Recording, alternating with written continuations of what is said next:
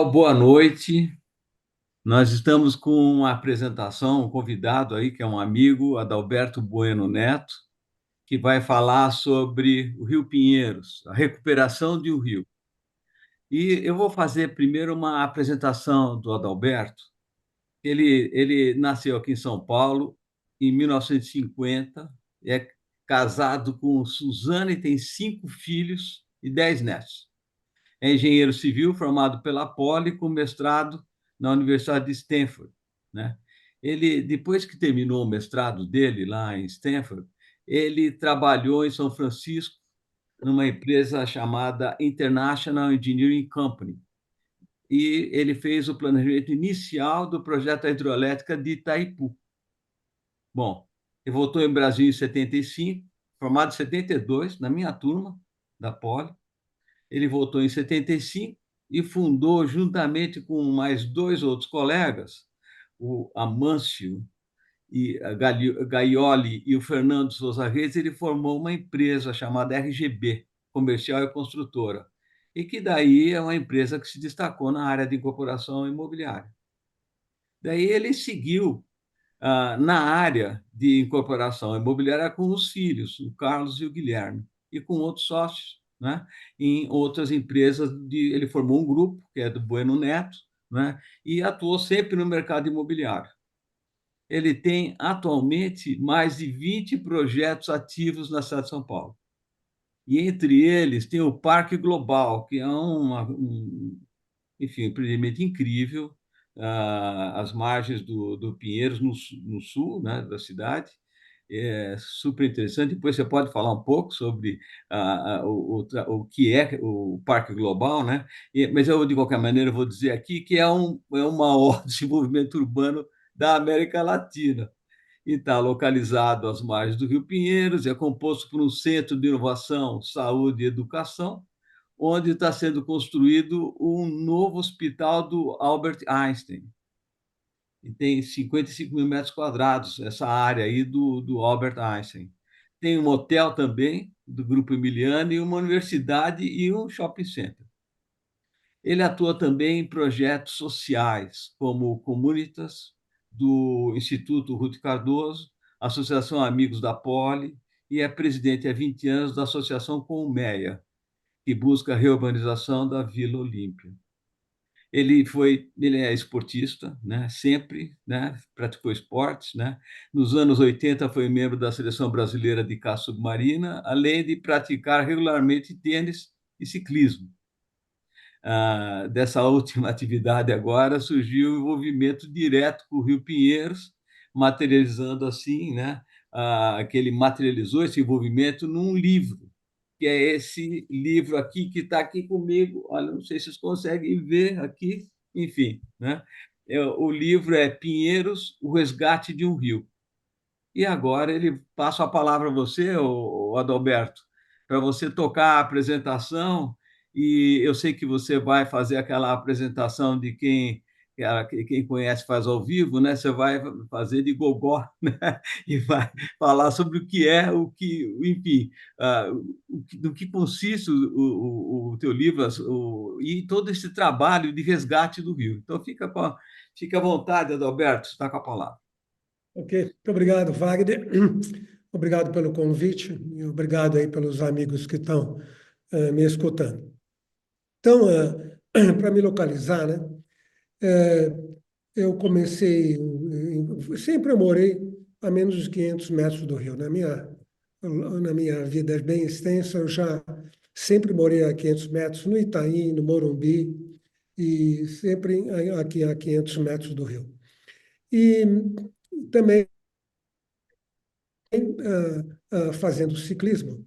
Andava, logo que abriram a pista, no começo desse século, aí, 2005, 2010, eu já andava aí pela na margem leste do Rio, que já tinha uma ciclovia semi-aberta na época, e era um cheiro, um cheiro horrível, era uma cloaca a céu aberto. Aquilo é um verdadeiro absurdo. E um dia, acho que por volta de 2010, eu estava andando com os amigos e saímos de lá, paramos ali na Rua Tabapuana, uma padaria ali, e conversando lá, tomando um café, lá para as 9 da manhã, estavam reclamando lá do rio, quando, poxa, mas ninguém vai fazer nada com esse rio.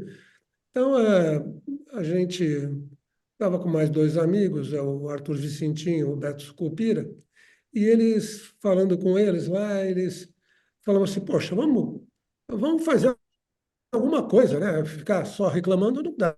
Isso aqui tá, já teve placa da, do Banco de Desenvolvimento Mundial, sei lá mais quem, com projetos para arrumar esse rio, e nunca saiu, nunca ninguém fez nada.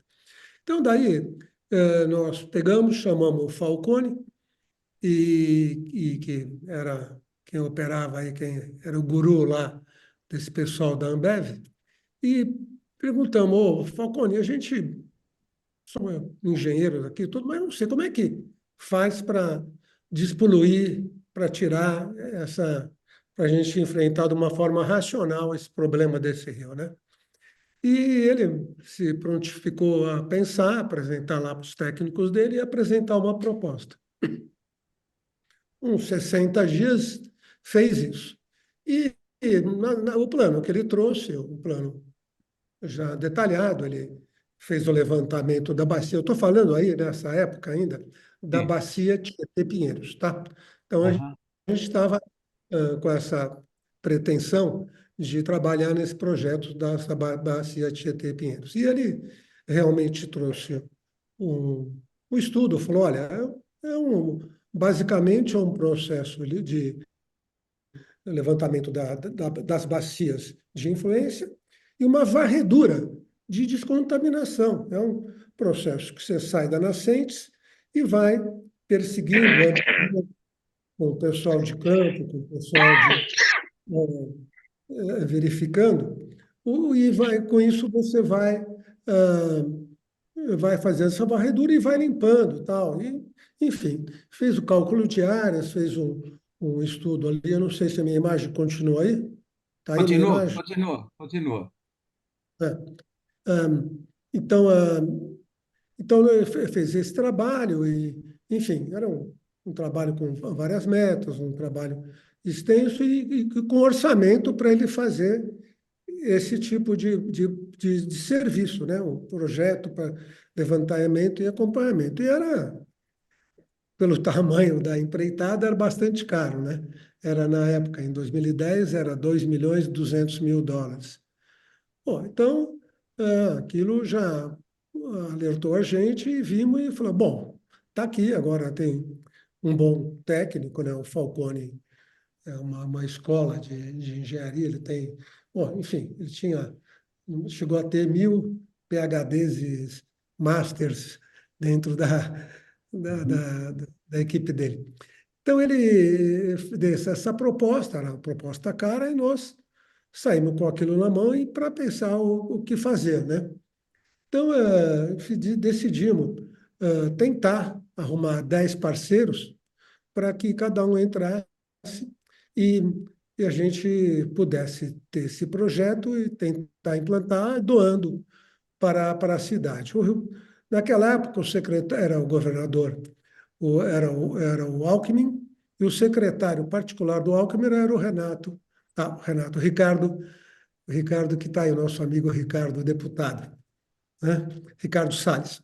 Então, fomos lá, falamos com o Ricardo, ele foi muito atencioso, levou a ideia, eu falei, olha, nós aqui juntamos 10 empresas, grandes empresas, Natura, Votorantim, Globo, enfim, um monte de empresas e as nossas também, e nos prontificamos a fazer essa doação. Falei, olha, leva aí para o Alckmin, apresenta o plano.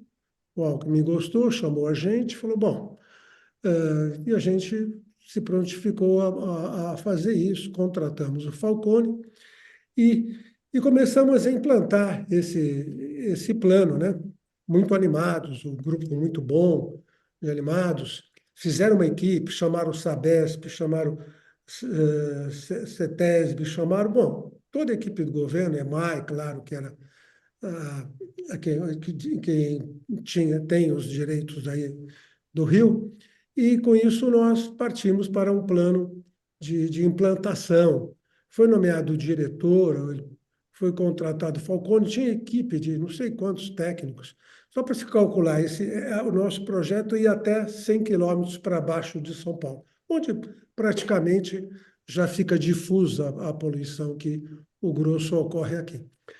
Foi uma ideia bacana, fomos muito animados. Nós tínhamos os 10 empresários reunião trimestrais com o governador, corria bem, e estavam implantando, começamos a fazer a parte ali da, aqui da Serra do Mar, começamos a fazer a primeira varredura de limpeza, e estava indo bem, até que começaram aqueles, acho que 2011, 2012, começou aquela crise de água, e o Alckmin, e já tinha até o Nizam entrado para fazer uma campanha para mobilização, tá? A gente estava realmente animado. E quando teve aquela crise de água, acho que foi em 2012, que teve que fazer interligações de bacias, bombas de monte, que estava faltando muita água, aí, Aham. o Alckmin suspendeu uma reunião, daí nós suspendeu a segunda e nós ali já, bom, o que vamos fazer, né? Daí, então, o Ricardo falou, olha, vai ter eleição no que vem, ele não quer falar de água, que já está muito problemática, e nos deixou, enfim, nos abandonou lá e gastamos um bom dinheiro e não deu em nada. E assim ficou até que o Dória foi candidato. Quando ele ia ser candidato, eu falei com ele antes da eleição, e ele se prontificou, falou que se fizesse, ele queria estudar bem o problema, mas ele ia abraçar essa causa.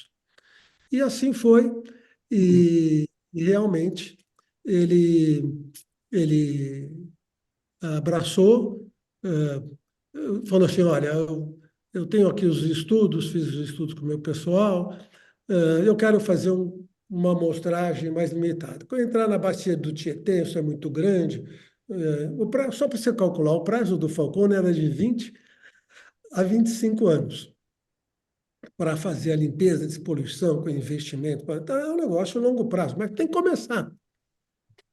Tem que começar. Talvez tinha alguns, eu acho que podia, mas o mínimo que ele falava era 16 anos. Bom, daí então o, o Dória falou que queria fazer, mas queria se concentrar em de fazer um serviço bem feito aqui no Pinheiros. Está ótimo.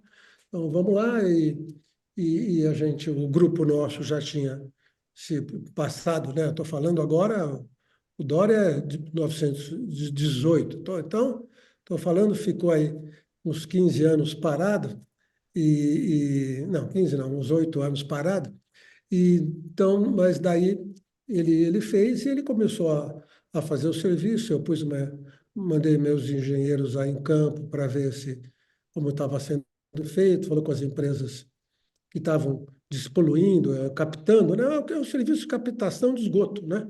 Primeira coisa, tem que tirar o esgoto da água. Sem esgoto você não tira. Depois tem as outras intervenções. Mas essa ele realmente fez, ele acabou no final chegando a 650 mil ligações de esgoto. Eu até, no Parque Global lá, eu doei uma área para passar um emissário lá também, para pegar toda a parte lá de trás. Enfim, enfim, fez e começou a melhorar muito a água. Começou a aparecer peixe, até tartaruga eu cheguei a ver lá. E melhorou bastante, tirou o cheiro, até hoje, às vezes bate, mas eu tenho andado de bicicleta, melhorou. E daí, como estava andando, eu tinha me comprometido com eles. Falei assim, olha, eu vou fazer o trabalho, mas depois eu quero que o trabalho de margem, das margens aí, vocês façam. Então, eu fui falar com ele, e ele, muito correto sempre, falou assim, bom, então olha, eu me proponho ajudar agora a fazer esse parque linear aí na margem aí do rio. Então, ele fez uma chamada, que é uma chamada de preço que você só pode gastar dinheiro. Então, porque não pode explorar nada. Então não apareceu ninguém, não sei por quê, então eu fiquei com a incumbência de fazer o Parque Linear na margem oeste, lá do lado. E fizemos, né? Lá fizemos, chegamos a completar 10 quilômetros muito bem Está em arrumado. quilômetro onde? O Parque Linear. Parque Linear, que depois puseram o nome de Parque Bruno Covas, né? Ah, Isso do perfeito. lado oeste, do lado, então, digamos, do Morumbi, nós Aham. chegamos a fazer isso. Foi nessa época, né? Então, eu ainda estava animado quando eu resolvi fazer esse livro, que é O Resgate do Rio Pinheiros. Então, meu envolvimento aí foi esse.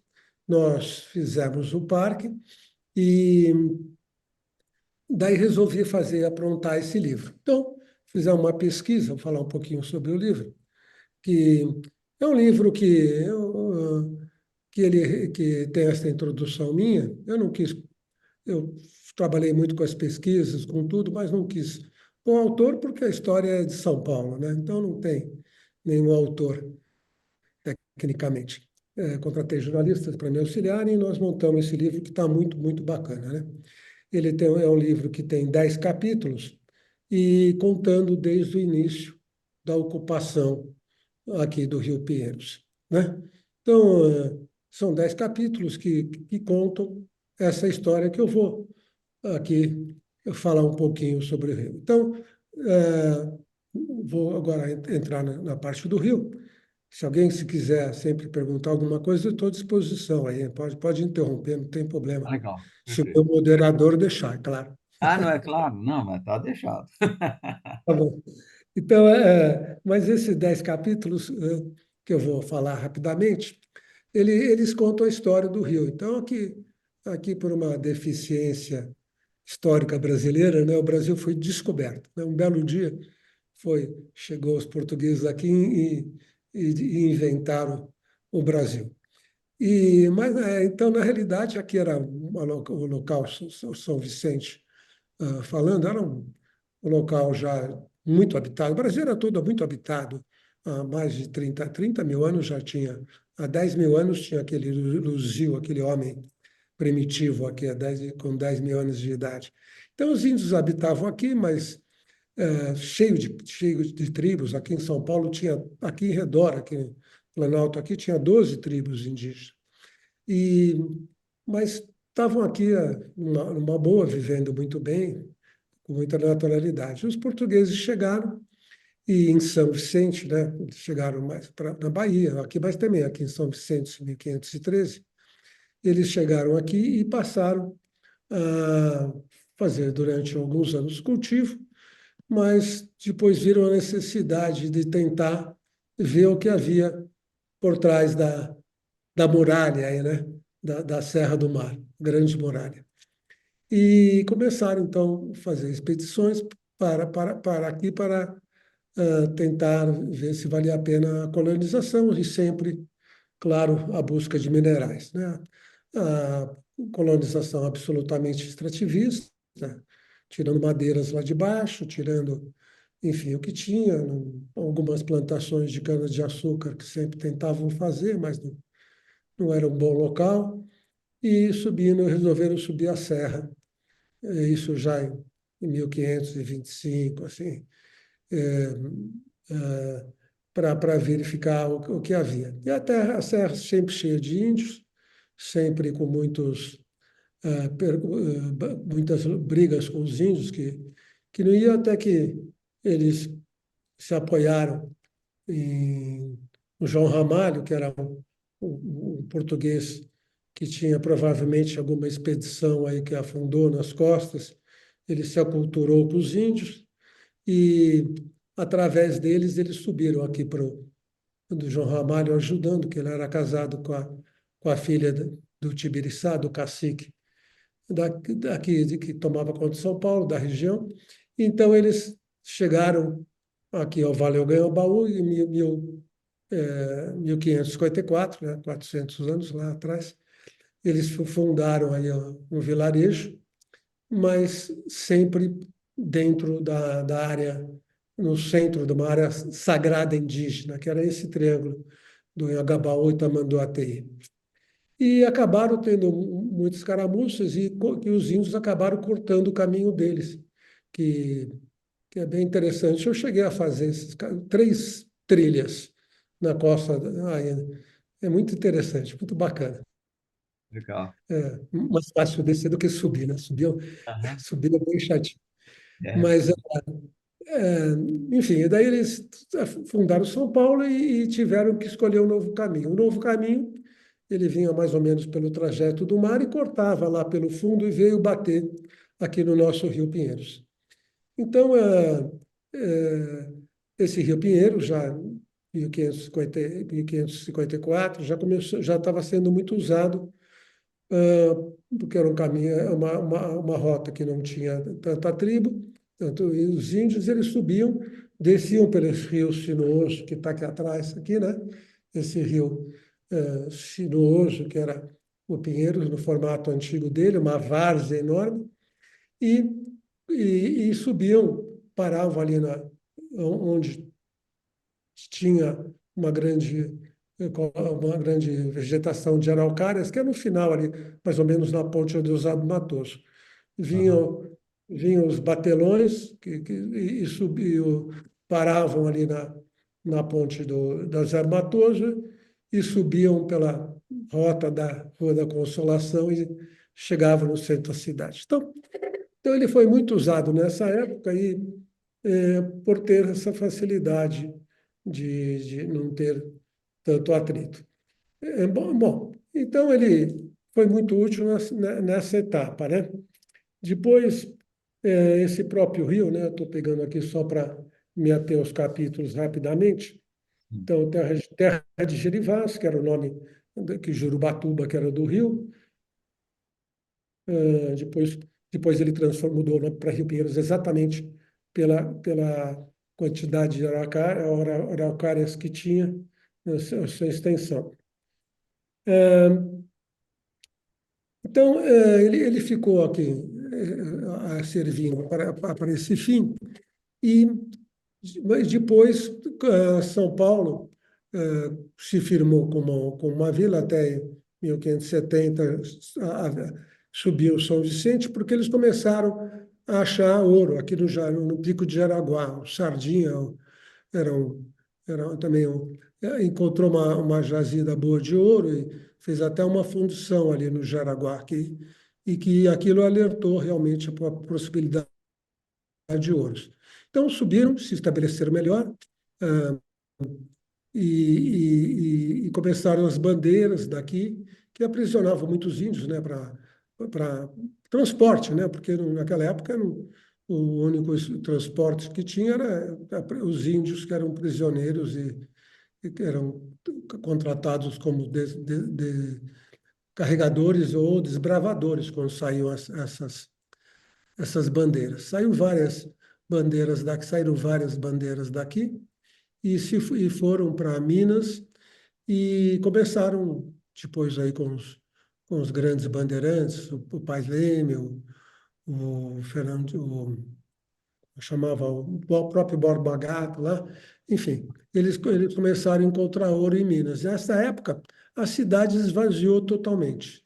A cidade esvaziou, perdeu população, e se espalhou, né? Para conquistar sempre a procura de minerais, né? Procura de minerais e, e também e algumas plantações.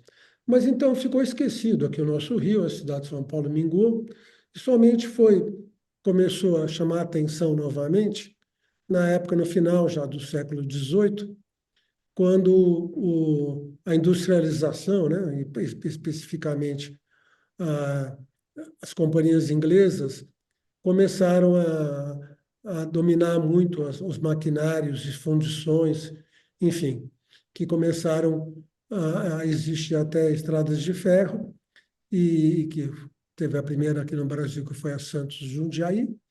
Depois seguiu-se, já no final dos anos 1800, fizeram praticamente toda a via férrea do estado de São Paulo. A Araraquarense, Sorocabana, tudo isso foi criado. E nessa época que começou a chamar a atenção a existência aqui da várzea do rio, né? Por uma questão de energia, né? Então, no capítulo 5 do livro, que já é metade, ele chama de um rio de energia. Então, esse rio de energia foi uma coisa muito impressionante, esse crescimento, essa industrialização de São Paulo, que foi toda baseada em energia. A gente, aqui falando como engenheiro, né, eu até anotei aqui, porque era a quantidade de obras que eram feitas com uma rapidez assim, que hoje a gente jamais faria, né? Só para falar. Então, esse rio de energia, né, que começou a chamar a atenção, porque a energia elétrica passou a ser tudo. Era necessária, a cidade foi feita a primeira usina em 1901, a usina de Paranaíba, aqui, que é a atual Edgar Souza, né? Aham. 1908 foi feito o reservatório Guarapiranga, em 1912 foi montada também em Paranaíba. Essa primeira usina tinha 3.000 quilowatts. Depois fizeram a usina auxiliar a vapor também lá, já Itaporanga, no Rio Sorocaba, com 56 megawatts. 1925, a usina em Pirapora, a usina de Rasgam, em Pirapora de Bom Jesus. E 24, 25 começou, e 23 já começou um projeto do, do, do, do, do inglês, do americano, o Asa White, o Asa White Billings, né? O Billings, que fez um projeto em 1923 para a usina de Henry Borden.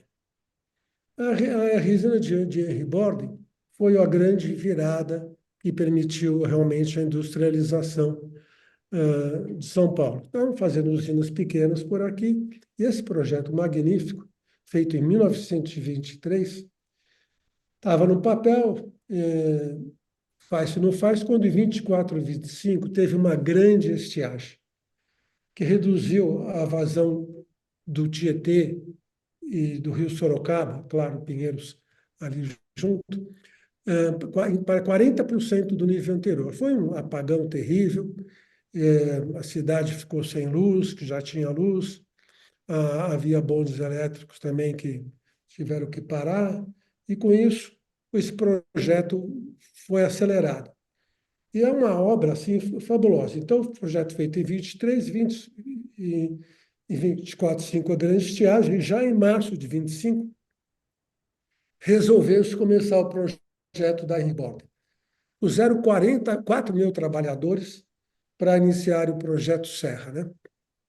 O projeto Serra consistia, então, aumentar as barragens e fazer a linha, a Henry Borden, puseram de fazer uma estrada de ferro auxiliar para levar maquinário, para tudo, para poder descer e fazer a tubulação, levar a tubulação, tudo, aquela maravilha que é Henry Borden. E fizeram tudo em um ano e meio. Então, começaram em outubro de 23 e em março de... Não, eles começaram em março de 25, projeto 23, março de 25 começaram, outubro de 26, ou seja, 18 meses depois, já inauguraram a primeira fase da Inboarding com 28.000 quilowatts.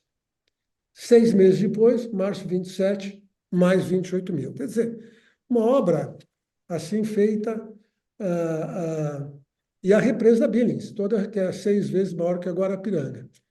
Tudo isso foi feito em 2, 3 anos aqui, com aquela mão de obra sem maquinário suficiente, né? E só para completar, depois eu vou voltar no nosso Rio Pinheiros, mas só para completar a Henry Borden, né?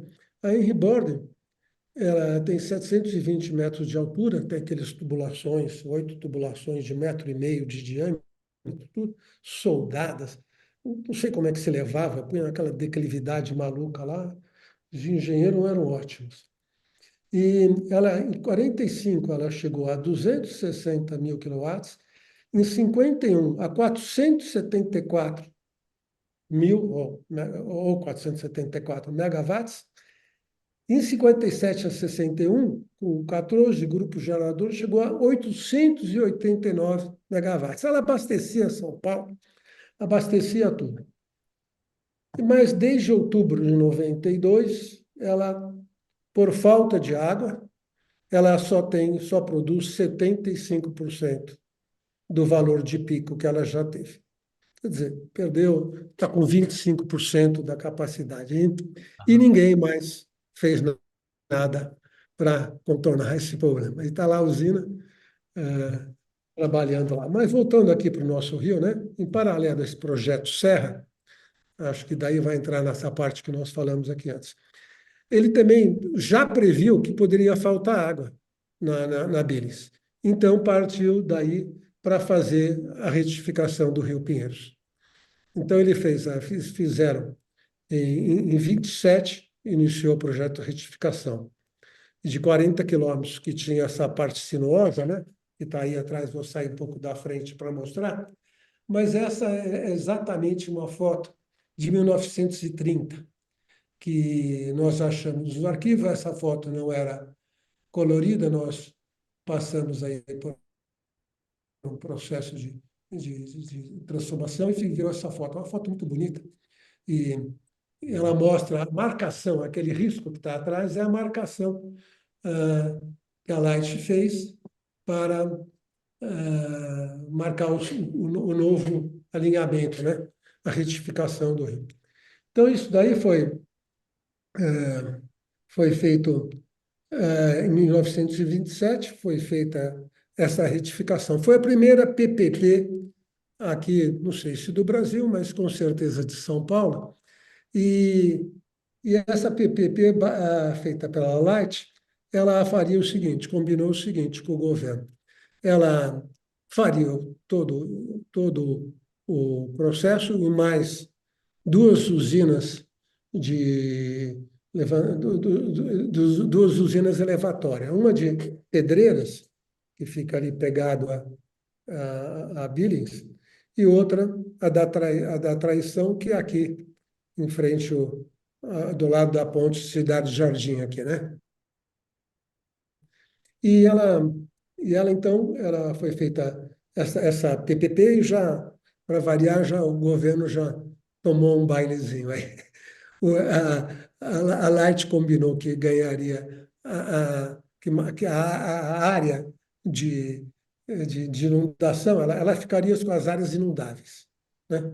E, então, em 1926, 26, ela na hora de fazer a demarcação, ela abriu a barragem ali da Pedreira, fez a maior inundação que já teve aqui nos Jardins. Ela ganhou uma extensão de área, que eu vou pegar aqui, 32 milhões de metros quadrados, né? Uau. Então, ela ganhou essa área, onde aqui na Vila Olímpia, onde eu estou, enfim, toda essa várzea aqui, toda a área, até o shopping Guatemi. Eu lembro quando eu era moleque, a última rua que existia era a Rua Iguatemi, aqui no bairro. Para baixo tudo era uma várzea, né? Ó, E então, a foto essa, aqui do seu livro que mostra o Clube Pinheiros e o rio passando, margeando o Clube Pinheiros, né? é, era exatamente, é isso mesmo. Esse É, livro é muito documentado, é muito interessante. Depois eu vou dar o telefone para quem quiser o é, livro. Então, tudo isso é narrado com muito detalhes aí no livro, né? Muita história. Estou sendo breve aqui porque são muitas coisas técnicas também que não interessam, né? Mas essa primeira PPP, então, foi feita aí, o, dessa época, quando foi feita a retificação, os rios eram navegáveis. Todos os rios daqui eram Pinheiros, o Tietê, o Tamanduaí.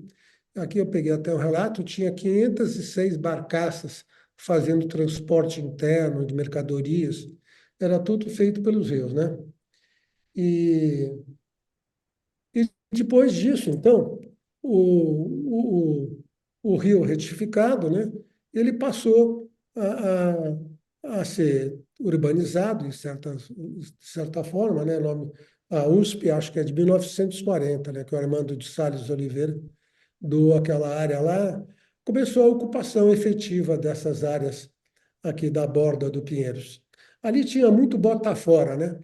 Ali tinha, quando a Eletropaulo, então, quando a Light fez essa retificação, ela ficou com toda essa várzea e, e daí ela começou a fazer os botaforas. E esses botaforas viraram alguns parques, a própria cidade universitária, ah, o Parque Vila, o Parque Vila o Vila Lobos, Lobos, tá? Vila Lobos também, o próprio Parque do projeto Povo, nosso. Hã? aquele Parque O, do Povo o também, né? povo, né? Aqui o shopping, o próprio shopping, Dourado. aqui o shopping da JK, também era uma área de Botafora. E meu terreno também, onde eu estou fazendo o Parque Global, que eram 11 alqueires lá, 260 mil metros, também era o Botafora 7, 8. Era, acho que tem até 15 Botaforas, viu? Até para frente. Mas isso,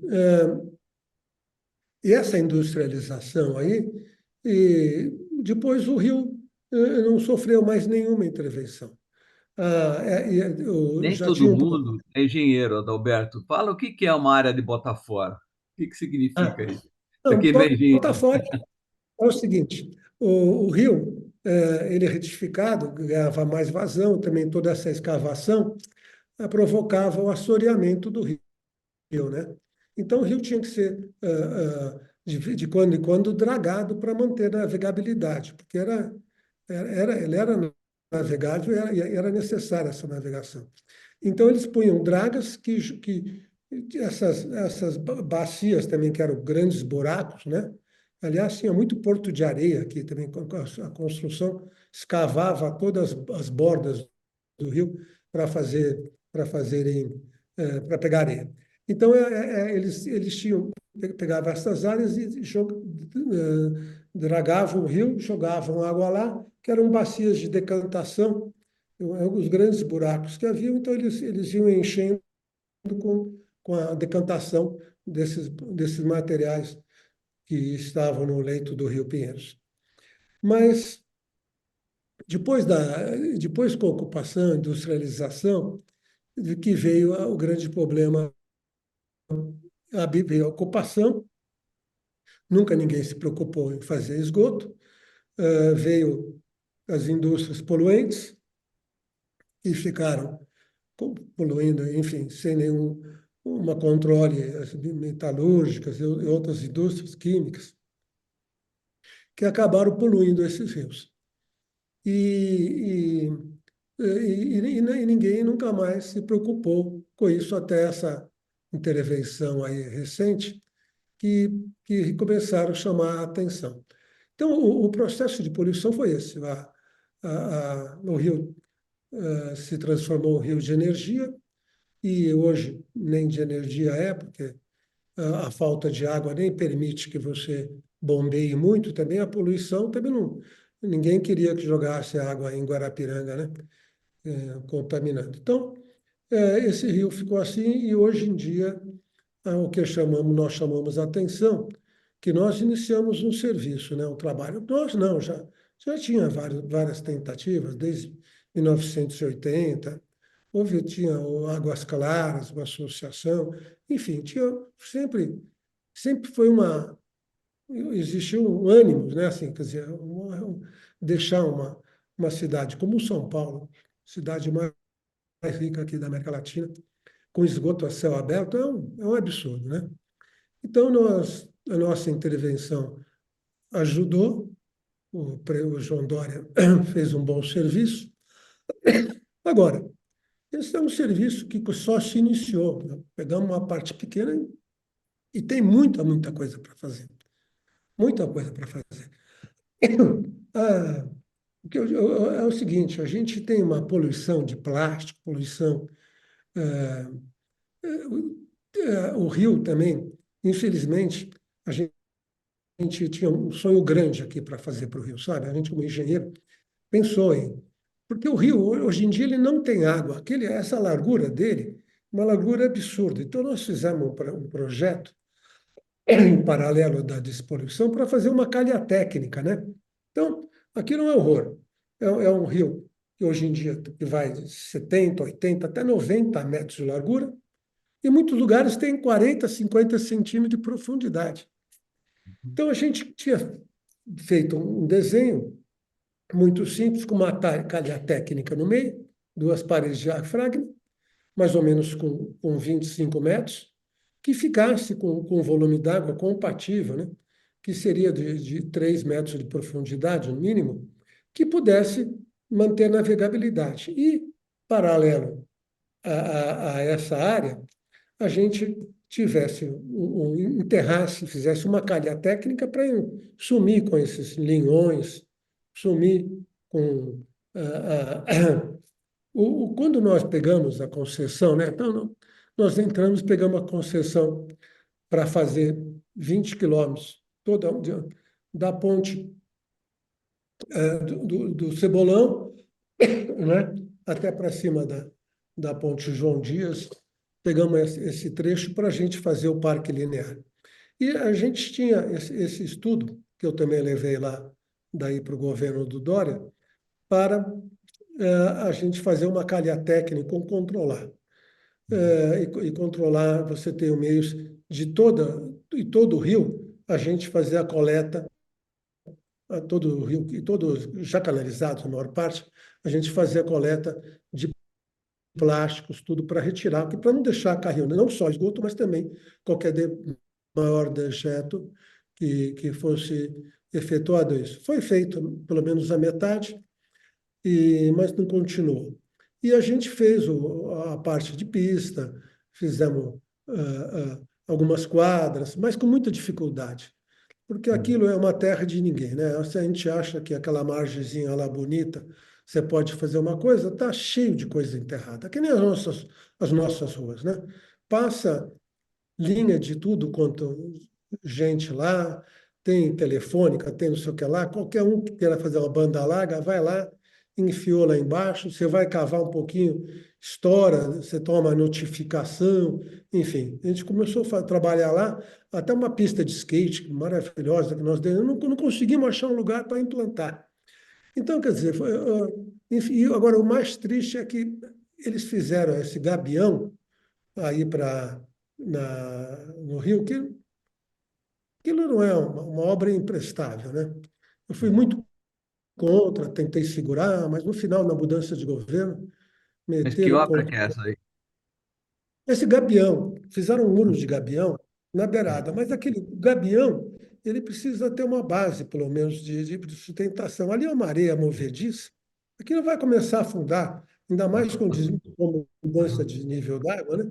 Então, tinha que ser feito de concreto, como é que são feitos lá fora, como foi feito em Sena, em Madrid.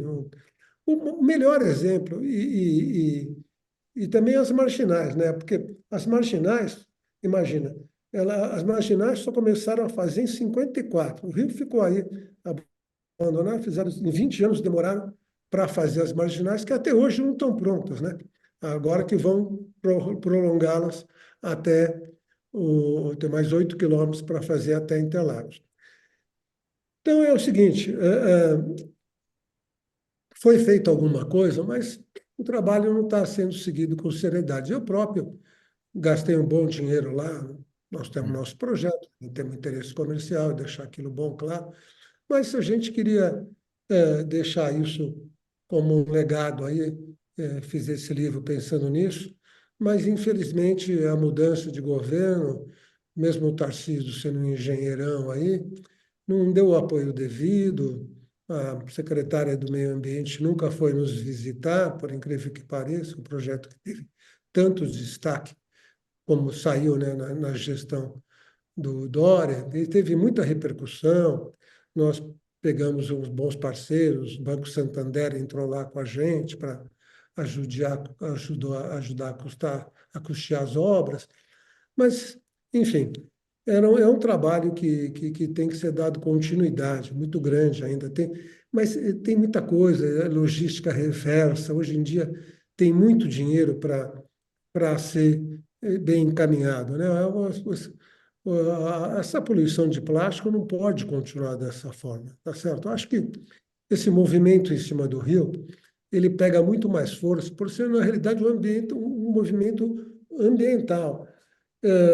Eu até aqui no livro, né, eu pergunto aqui uma hora, como é que a gente aqui em São Paulo, né, começa a se meter a falar da Amazônia, falar de meio ambiente, se nós não conseguimos resolver um texto, agora ficou limitado a 25 quilômetros de um rio, né? Será que a gente não tem ouvidos para isso? Não tem, não consegue, não conseguia fazer. Eu fiquei, para mim, eu decepcionou quando na hora que eu fiz o projeto para fazer, pegamos engenharia, tudo para calcular a calha técnica do rio e fizeram aquilo com meio metro de profundidade. Nunca vai ficar Não vai. navegável, nunca vai ficar sem base, fica aquele areão, você vê lá Capim. garça no meio do rio de pé com a canela de fora. Aham, É uma coisa, mas enfim, foi o trabalho que nós fizemos, foi o livro que nós fizemos, é a vontade nossa de, de fazer coisas, né, para o bem assim da aqui e que a gente o apoio político tá difícil aqui, a gente fazer obras tá difícil no nosso aham. país. Mas a gente não pode, eu acho que é um trabalho que eu comecei, eu não gostaria de parar e espero que um dia aí pegue mais fôlego de pessoas para ajudarem, né, para a gente Ah, é continuar muito isso daí. bom. Mas Muito seria mais bom. ou menos isso aí, eu Interessante. tentei Tá. abreviar. É, Aham. o livro está aqui, é um livro simpático, é muito, muito. Nós fizemos muitas fotos, porque também a minha também não Sim. aparece. Aham. Agora Muito apareceu bom. um pedaço. Legal. Bom, mas é um livro bem digitado, né? Com muitas Uhum. fotos, muita referência histórica.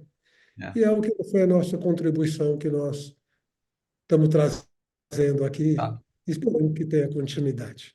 Muito bom. Olha, vamos abrir aqui para pergunta. Vai, Ricardo,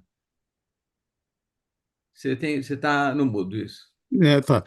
Olha, eu sinto, eu não pus a mãozinha aí porque eu não encontrei aqui na tela Tá onde, certo. onde botar, tá? Então eu levantei a mão de É, verdade mesmo. é. Primeira coisa, eu queria dizer que é uma beleza ver alguém falar com essa paixão aí pelo Rio e por tudo. Primeira coisa que eu quero fazer, Wagner, põe, por favor, no grupo o nome, o título do livro que eu quero Sim, ler, coloco. tá? Sem Que dúvida, a sem gente dúvida. daí pode ler. Tá. Mas, Adalberto, eu talvez possa te dar uns elementos para você fazer um pós-fácil ou de algumas coisas que visivelmente que faltou informação entre os grupos vários que trabalhavam em torno dessa problemática, tá?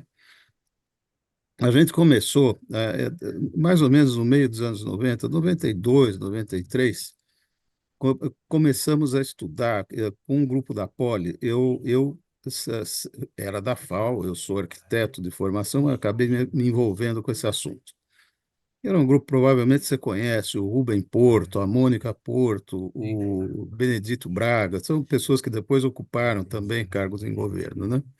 Aham. E, e era o plano de bacia do Alto Tietê, que a gente estava ensaiando um primeiro desenho e com uma preocupação muito grande de ver o uso múltiplo dessas águas e as conexões entre bacias. Claro, você tem toda a razão.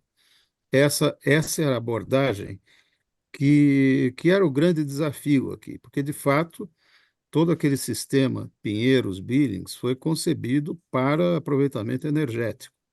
Quer dizer, outros usos que se pretendia depois necessariamente seriam uma adequação daquelas estruturas que foram feitas para aproveitamento. Inclusive, o reservatório Guarapiranga foi feito inicialmente para regularizar a vazão para os aproveitamentos na parte de jusante da bacia do Alto Tietê, lá, que era Pirapora, esses aproveitamentos que você citou.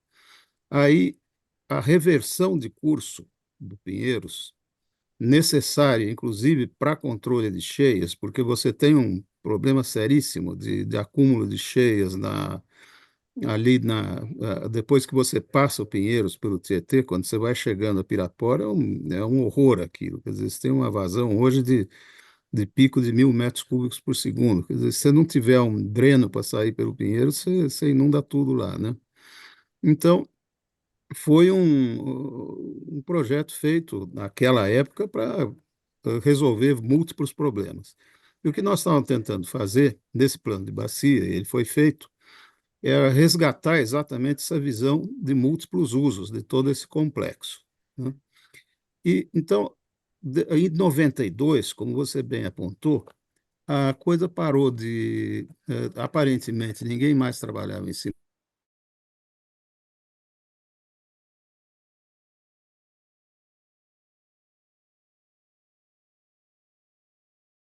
A vazão natural do Pinheiros é muito baixa, é 10 metros cúbicos por segundo. A poluição mata ali, porque com uma vazão tão baixa, qualquer carga poluente que chega ali se concentra tremendamente, né? Então, essa operação controle de cheias, que também rodava as turbinas de Henry Borden e que também enchia os reservatórios, era benéfica tanto do ponto de vista de despoluição, já que ela diminuía a carga poluente, como também de abastecimento de água e controle de inundações, né?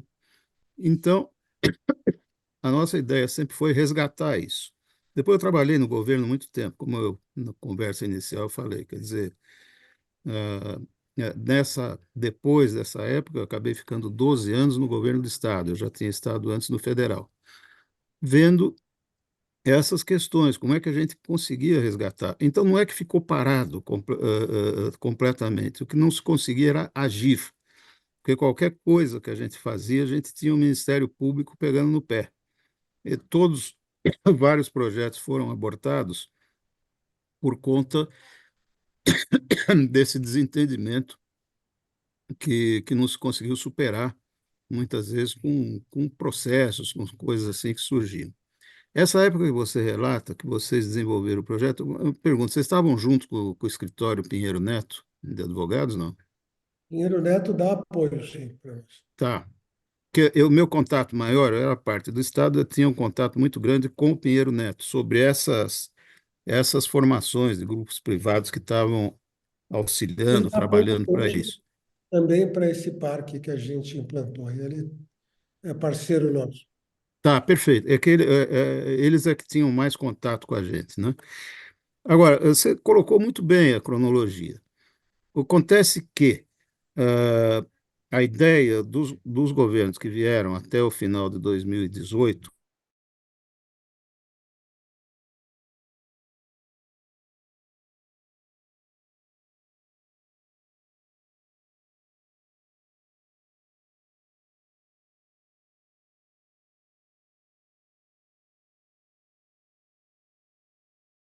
uma despoluição para valer.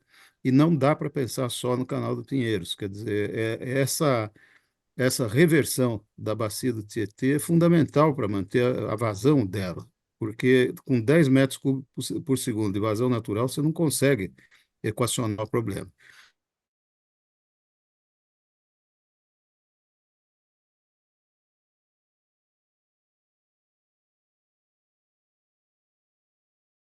Viram fazer essa despoluição, que atingiu o nível 4. Você tem razão, tirou o cheiro.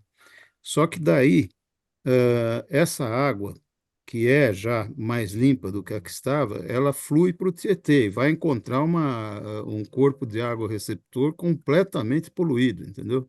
Não melhora em nada a vazão do Alto Tietê para o Médio Tietê. A turma lá de Pirapora, Santana do Parnaíba, continua recebendo igual aquela poluição pesadíssima do Tietê. Então, em termos de custo-benefício, a meu ver, não foi a mais feliz, porque ela poderia, com uma reversão, mantendo o curso revertido do Pinheiros, você poderia ter o benefício da geração de energia.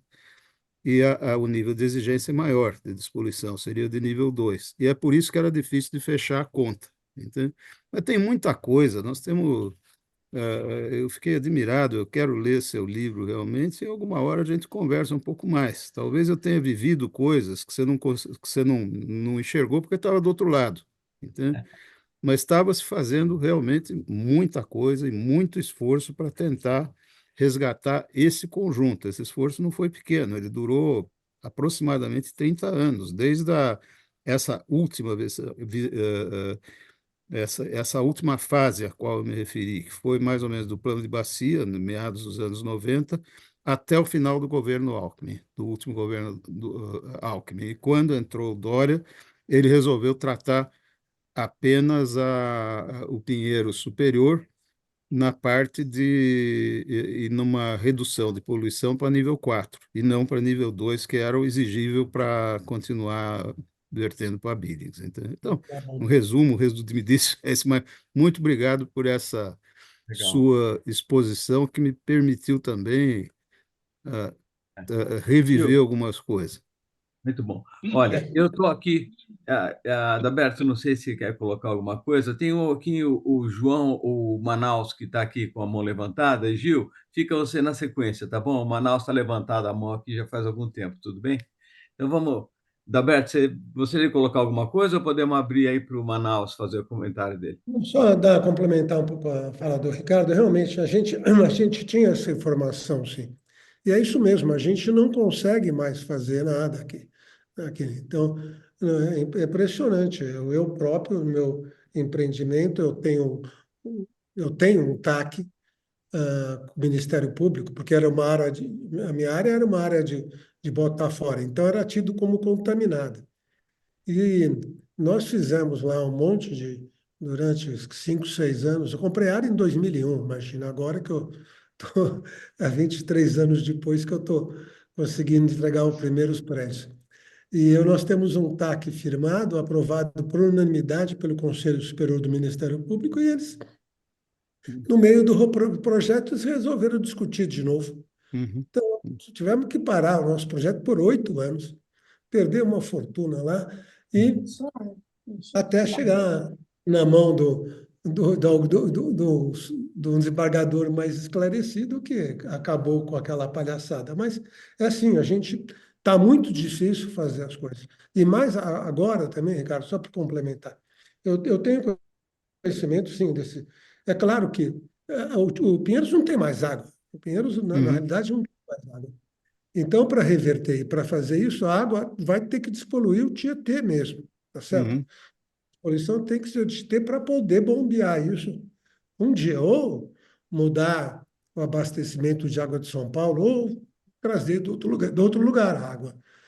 Mas é uma pena deixar uma hidroelétrica. Só para você fazer um parênteses, agora a EMAI, né, que é a detentora dessas usinas, ela foi privatizada agora, esse ano. E não Uhum. sei o que vai ser, mas nós tivemos, inclusive, aqui com um grupo com uma empresa grande, a CES, uma chinesa, que fez um estudo conosco. Ela fez um estudo, inclusive, para a canalização do rio, inclusive para uma parte foi aproveitada, aí, que fizeram agora os parques voltaicos aí, flutuante na represa, né? Mas ela trouxe uma hipótese, imagina, olha só que loucura, de bombear a água durante a noite ou durante a manhã, bombear a água de baixo para cima, fazer uma inversão da usina Ibordem para carregar Caramba. as represas daqui. Ela estava fazendo até um estudo para isso. Eu não sei Só se para não roubar o tempo de vocês, só uma observação. Essa ideia da usina reversível, né? Ela melhora do ponto de vista de potência, vamos dizer, de carga de pico. Agora, do ponto de vista de energia média, ela não melhora em nada, porque a água que sobe, ela nada. desce outra vez. Então, É, é potência, ela te Toda dá uma um coluna, né? momento, né? exatamente. É. Manaus, vamos lá. Obrigado. O Vamos lá. Adalberto, antes de mais nada, meus parabéns. Tem dois pontos da sua experiência que um pouco batem com a minha. Um é que você é caçador submarino, também está na frente de um caçador submarino. Tá? E a outra é o seguinte: eu estou vendo a sua intervenção e a intervenção do ex-secretário também, só que a minha atuação nesta área foi dentro dos córregos de São Paulo, que são afluentes, né, da Bacia do Pinheiro e da Bacia do Tietê. Eu, durante 10 anos, cuidei do assunto enchente em São Bernardo do Campo e São Paulo. E tínhamos um grupo, olha, eu estou falando de 78 a 85, e os prefeitos Geraldo Faria Rodrigues e Mário Covas. E eu estava no gabinete dos dois, né? E tínhamos um grupo técnico apoiado pelo CTH da USP, professor Coqueio Errara, era o meu consultor, Nosso professor. tanto em São Bernardo quanto em São Paulo, né? E que nós estávamos batalhando. Na época não tinha muito esse negócio de meio ambiente, de Ministério Público. O nosso problema mais era técnico e era um problema para evitar enchentes, porque todo verão tinha esse problema. Nós tínhamos 400 pontos críticos de enchente na capital e começamos a questionar coisas da engenharia. Por exemplo, o dimensionamento das galerias, a ausência de previsão de manutenção e muitas coisas que nós nos batalhamos para fazer córregos abertos, para você ter zonas de expansão, inclusive parques lineares. E aí eu vou dar um corte, porque 10 anos depois eu vejo com muita alegria o esforço que muita gente da engenharia fez para melhorar isso aí. Outro dia, nessa base da saudade, eu estive com o secretário municipal da CIURB, e me foi apresentado o plano diretor de drenagem, que eu coordenei em São Bernardo, mas não consegui fazer em São Paulo. E, examinando este plano, eu tomei um susto, porque uma das brigas que eu e Coquei tivemos com a SVP na época era pelo dimensionamento de um córrego chamado Ticoatira. E a gente batalhou para que ele não fosse nem fechado, nem coberto, e tivéssemos um parque. E, de repente, nesse plano diretor apresentado, Esse parque está lá, né? Esse Me parque foi está apresentado lá. gentilmente. Eu me trombo com o Ticoatira, um parque linear de 3,5 km, chamado Werner Zulauf, outro expoente na área de saneamento. E eu fiquei muito feliz e falei, e esses avanços, inclusive esse que você está me dizendo, que eu estou tomando conhecimento, isso que foi dito também pelo ex-secretário, essas coisas deixam, como engenheiro, a gente emocionado, porque você vê avanço efetivo. Eu posso citar que eu fiquei muito feliz com soluções tipo a polderização na Ponte das Bandeiras. Isso foi uma bela sacada. O piscinão do Pacaembu, outra bela sacada. Embora combate político, essa coisa toda, eu, de maneira tipo antediluviana, vendo os avanços com heróis desse tipo trabalhando pela cidade, embora os resultados não sejam tão grandes, né? O que mais me frustrou quando me meti para analisar projeto, brigar, coordenar, inclusive gerenciar o plano de governo, no caso do Reinaldo de Barros, é que, primeiro, não havia integração entre você fazer a canalização do córrego e, ao mesmo tempo, fazer a rede de esgoto. O Reinaldo de Barros, olha o folclore, ele tinha saído da Sabesp e assumiu a prefeitura. Eu montei o plano de governo para ele, que era os cronogramas, na base da gestão, né? Ele falou, Manaus, vá na Sabesp, que a minha equipe está lá, você vai lá integrar canalização com esgoto. Eu fui lá, voltei com todos os cronogramas embaixo do braço, falei, Reinaldo, infelizmente, a Sabesp pegou um financiamento do FIDREM e o outro pegou o financiamento não sei do quê. E os dois não se entendem e, portanto, não vai haver integração. Bom, isso foi uma primeira lição. Segunda lição. O maior sonho que nós tínhamos na época chamava-se Córrego Limpo. Isso vem se arrastando desde 1978 até hoje. E eu queria saber do Adalberto se ele tem noção do quanto isso, porque eu vi algumas obras periféricas, quanto isso contribuiu para o Rio Pinheiros.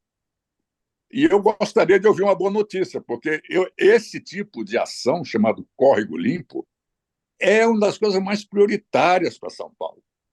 E isso vem se arrastando, apesar de o meu grande amigo da época, que eu cruzei já na administração do Estado, que era o Marcos Penido, que é um tocador de obra, está ainda na administração, não sei onde, a gente apreciava isso, mas, infelizmente, eu não tenho notícia. Eu gostaria de receber uma notícia nos moldes que eu recebi do Ticoatira. Eu fiquei muito emocionado. Tá? Então, essa é a consideração, Adalberto, que eu faço para você. Não, muito bom. Obrigado aí, obrigado É como eu disse, assim, muita gente já se preocupou, muita gente já fez muita coisa. A gente, agora, cada vez mais complicado a execução, sabe? Nós levamos uma solução integrada lá com esse projeto. Eu nem não quis complicar muito aqui, mas também o próprio Pinheiros ele vira três calhas. Há uma calha para serviços nós temos um modelo de solução, assim, para não tentar inventar muito. Melhor exemplo de, de transformação urbana uma questão igualzinha a nossa é o que foi feito em Madrid nesse século agora, de 2006 a 2014. Eles tinham um cenário idêntico ao nosso, idêntico. Um rio, pouca água e duas marginais do lado. Lá no centro de Madrid, no centro. Hoje, quem passar lá não vê mais nada. Vê um rio de 300, 400 metros, uma, um parque linear de 300, 400 metros, no meio um riachinho, que era a água que tinha. As marginais foram enterradas, piscinão, tudo feito por baixo, e sumiu. Aquilo virou um parque linear. Você vai em Madrid, você fica falando, não acredito. Você vê as fotos antigas, isso foi feito agora. Quer dizer, era o que teria que ser feito em São Paulo, pelo menos aqui no Pinheiros. Quer dizer, a gente tinha que ter uma solução para isso. Mas É, muito obrigado aí pela. muito bom. E, Olha, essa, tem aqui o Gil, que tinha levantado a mão fisicamente, daqui a pouco, enfim, depois a gente vê o próximo. Vamos lá, Gil? Vocês estão me ouvindo bem? Então, Ah, ok. Bom, eu sou amigo de infância do Adalberto e convivemos juntos em grandes jornadas do mar. Estou me sentindo muito à vontade, porque tem muito engenheiro veterano aí, formado nos anos 60 e 70. E eu quero falar especificamente sobre o livro. Logo que o Adalberto fez a publicação do livro, eu devorei esse livro e achei maravilhoso. Esse livro é um must para quem é paulistano, para quem é paulista e para nós brasileiros, né? Porque conta a história de São Paulo no século XX. O Rio Pinheiros tem toda essa ligação, navegabilidade inicial, a história dos índios, as rotas, a industrialização. É um livro histórico, né? E eu tenho divulgado esse livro e eu acho que essa reunião também está servindo para inspirar muitos de nós que estamos vendo a divulgar mais esse livro. Sobre o Adalberto, quero deixar um testemunho, né?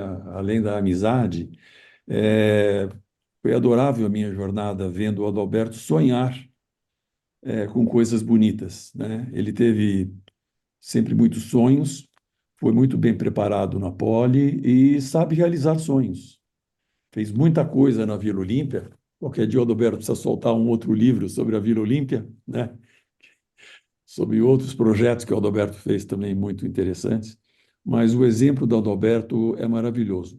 É sonhar com coisas grandes, coisas boas, um exemplo para a cidade de São Paulo e para o Brasil. Eu espero que esse livro inspire as novas gerações também a sonhar grande e pensar em coisas boas para o nosso Brasil. É isso. Um prazer estar aqui ouvindo todos vocês, mergulhadores e engenheiros. Estou me sentindo em casa. Grande abraço, Nuno. beijo, Gil. Bom te ver aí, me ouvindo. muito bom. E aí, tem mais alguém que gostaria de fazer algum comentário, alguma pergunta? Eu acho que nós estamos chegando no final. Bom, Adalberto, quero agradecer muito a tua participação aqui no nosso grupo. E gostaria de pedir para você me passar os detalhes de como é que o pessoal pode ter acesso ao livro, tá Eu bom? estou aqui com o telefone, exatamente, agradeço aí. Se puder Vou passar. colocar aqui no chat, você ou, enfim, alguém próximo seu, algum dos seus filhos, puder já colocar no chat aqui, seria interessante. Bom, eu vou passar o celular aí, se quem quiser puder anotar, esse é o celular da minha secretária, Ah, é só mandar o WhatsApp aí. É a Silvana, né, no telefone 97093 97093 5006. Quem quiser, esse é meu 006. local, mas quem quiser, Silvana, é só ligar aqui, mandar aqui que já puseram aí, apareceu aí, é ó, isso aí. Perfeito, está ótimo. Perfeito. Ótimo. 06. Bom, eu Excelente. agradeço muito, Wagner, esse convite, agradeço muito aí aos amigos aí, e estou sempre pronto a continuar essa briga aí pra, pela, pelo melhor. Nós estamos fazendo lá no Parque Global. Agora, meu próximo sonho, né? Lá no Parque Global, para quem não conhece, conhece, o Wagner já esteve lá, mas é um projeto muito grande. Eu tenho a chance de ter comprado em 2001 uma área fabulosa em São Paulo, né? Que é logo após ali a ponte do Rio, a ponte do Morumbi. Logo após a ponte do Morumbi, tem um terreno grande lá, já com várias torres, e nós estamos com um empreendimento muito grande, com shopping, agora fazendo novo Einstein, para especializado em oncologia. E dentro desse projeto também tem, enfim, é um projeto bem grande mesmo, nós compramos lá mais de 200 mil metros ali de terreno. E então a gente está pensando assim também em deixar em algo mais. Então, estamos com a saúde, com Einstein, vamos ter um campus universitário lá, com uma grande universidade, estamos fechando agora, e quero ter uma nova escola de engenharia lá também, que eu vou me dedicar um pouco, e enfim, e quero ter lá um centro de inovação, saúde e educação ambiental. Vai ter uma área dentro desse projeto onde vamos concentrar startups ligadas a esses três temas. Educação, né, em geral, com saúde e também com a parte ambiental, que eu acho que é o que gostaria que esse primeiro trabalho que nós fizemos tenha continuidade nesse sentido. Vai Muito ser obrigado. um bairro aí de 15 minutos, né? Tá? Vai ser um bairro de 15 minutos. Já tudo 10 minutos a pé. Tem 10 minutos tudo até. 10 minutos. Muito bom. 10 Falou. minutos a pé, Ok. centralizado, tudo lá. Tá bom? Muito obrigado aí. Obrigado, Wagner. Muito bom. Olha, pessoal, antes de a gente Obrigado, fechar, viu? valeu, Adalberto, muito obrigado. Deixa eu fazer um anúncio rapidinho. Na semana que vem, nós vamos ter uma discussão que tem aquele ciclo de literatura, né? E a próxima vai ser a discussão do livro Memórias Póstumas de Brás Cubas, que vai acontecer na terça-feira também, tá bom? E Maria Eugênia, você queria falar alguma coisa? Ou você só está batendo palma? Maria Eugênia é Bom, professora da foi uma Poli ótima aí na palestra. área de solos e tal, uma pessoa catedrática, uma pessoa espetacular e que tem feito várias apresentações aqui. Bom, pessoal, muito obrigado, ótimo, e convido, né, a vocês, próxima semana, discussão do livro Memórias Próximas de Brás Cubas, que vai ser feita, comandada pelo Carlo Bavagnoli, um amigo nosso daqui do grupo, né? E é o livro do Machado de Assis. Ok? Perfeito. Tchau, pessoal. Parabéns, Adalberto. Até Boa Beleza. semana. noite. Bom, Obrigado. Parabéns aí, Adalberto, pelo teu trabalho. Tchau. Até mais. Tchau, boa noite, obrigado. Boa noite.